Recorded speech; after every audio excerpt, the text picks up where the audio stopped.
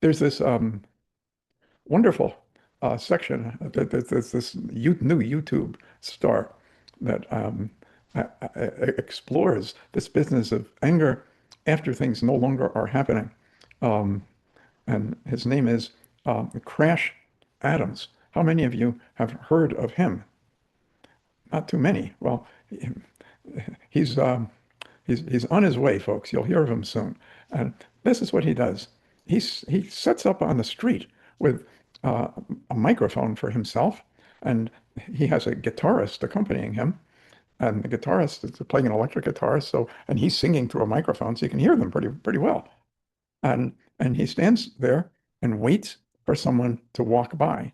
And after he or she is maybe, 8 or 10 feet past him, he's not singing yet.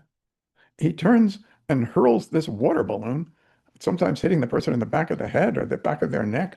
And there's water pours out of the balloon. It's going all down the guy's clothes. And the person is looking up because it's in a city. And where the heck did this thing come from? And did somebody throw it out of a window? But there's generally some little girl standing there who saw the whole thing. And she says to the victim of the water balloon assault, it was that guy. So guy walks over and is confronting this fella um, about why would you have thrown a balloon at me? Did you throw the balloon? Did you throw this balloon? Look at me, I'm all wet. Um, and this fella um, just keeps singing. It's difficult to confront someone as they're singing into a microphone with an audience. Um, and he's singing this song called I Want a New Heart, because the one that I have is bruised from you. It says, call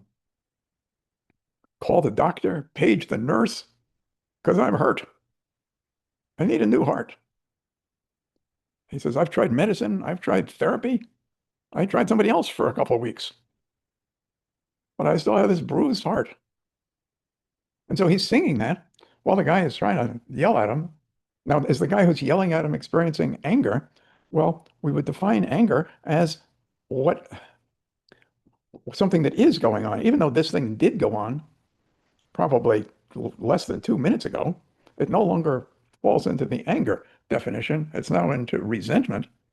And if anger is completely useless, what does that make resentment? Because anger is this emotional response to something that is happening, and resentment is an emotional response to something that isn't even happening. So what the heck? So if you feel a desire to deeply study the results of resentment, you might spend some time watching Crash Adams throw water balloons at passing people on YouTube, and how they respond to his escapades. So when the mind causes anger, it causes the jaw to get stronger, causes the body to be ready to move forward, attack, and bite. But as some stuff strengthens, other stuff weakens. So what stuff weakens when there's anger? Well, certainly intelligence weakens when there's anger. Do you ever listen to angry people share their feelings with you? Um, and notice that this individual tells you about something that happened and then tells you the same thing again and then tells you the same thing again. I've noticed somebody might tell me the same thing like 8 times in a row. I'm just sitting there astonished that this person would tell the same exact story again and again and again and again. And they tell the story in a really pressured, loud voice. So what goes up?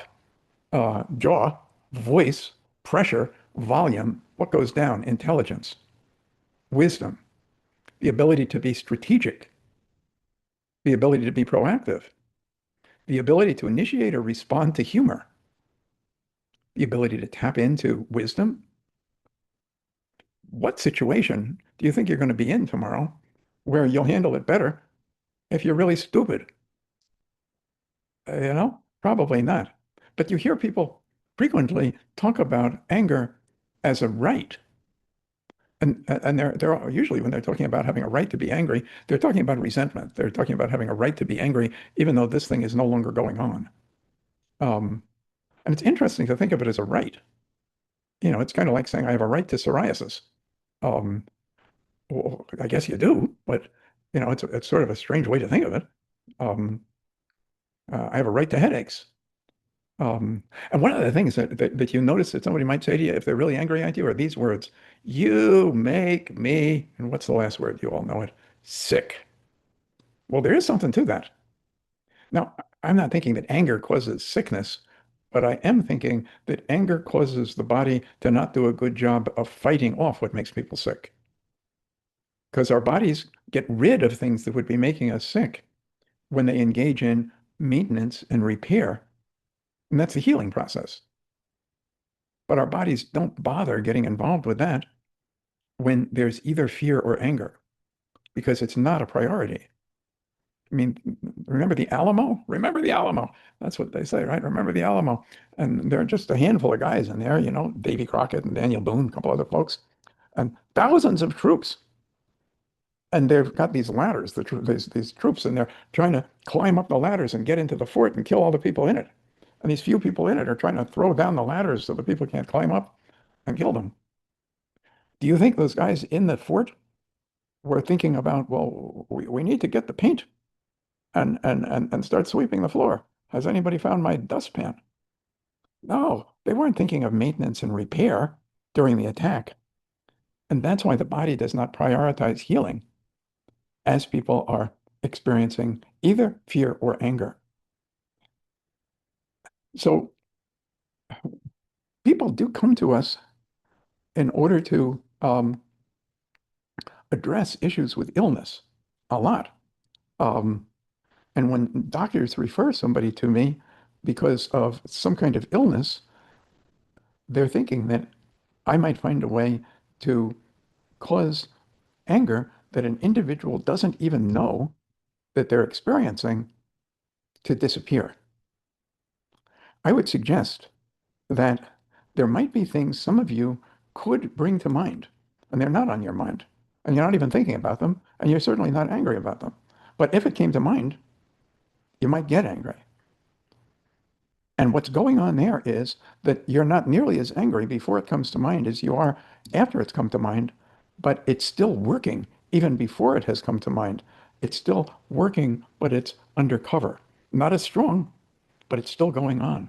So one of the many things we do when somebody is coming in because they're addressing a medical issue, is we find those things that are continuing to cause anger, and we cause the anger to disappear from them in order to cause the process of maintenance and repair or healing to become still more vibrant and powerful and prioritized. So that's um, that's a significant piece of how I spend my time and how people that train with me to be facilitating what we're calling rapid resolution therapy spend their time, um, causing it to be that people's bodies heal more rapidly and more thoroughly. That's probably a good idea if somebody's experiencing any kind of medical issue. But there's another whole group of people that it would also be a good idea for. So it would be good for people experiencing a medical issue to try to figure out what is the other group. And the other group is people who aren't experiencing a medical issue and would prefer not to. So this is something that you might want cleared whether or not there's anything medically going on, because we would prefer that nothing does and that you live the most healthy and joyful life possible. And anger gets in the way of that. Um, you know, you ever try to really have fun with somebody that's pissed off? You know, um, so anger sort of gets in the way of making it a memorable evening, at least memorable in the way we'd like it to be remembered. Um, so what is there to do about that? And what you can do from here, what you can do right now, is intend to replace anger and resentment with clarity. Now, one of the arguments that are pro anger is anger causes an action.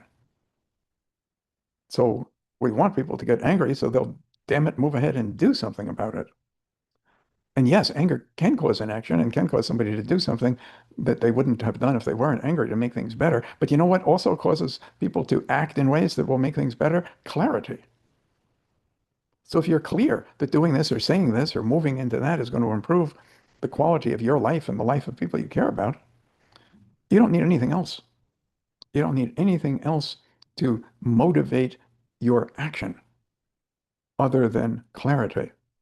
So in the RRT world, I'm looking to replace fear with clarity, looking to replace anger with clarity, looking to replace resentment with clarity, looking to reduce, looking to replace anxiety, resentment, anger, fear, and all that yucky stuff with things that'll enable you to live a far physically healthier life with more joy and better relationships with others. Um, we even we find that people might not be so good at relating to us, even if they're angry at somebody other than us. You know, he was snapping at his wife because he was angry at his boss, but she snapped right back at him because she was angry at her boss. Um, so I'm just thinking maybe we can do it better than that. And these are things that really respond to this this process that we're engaging in. So that's it on that.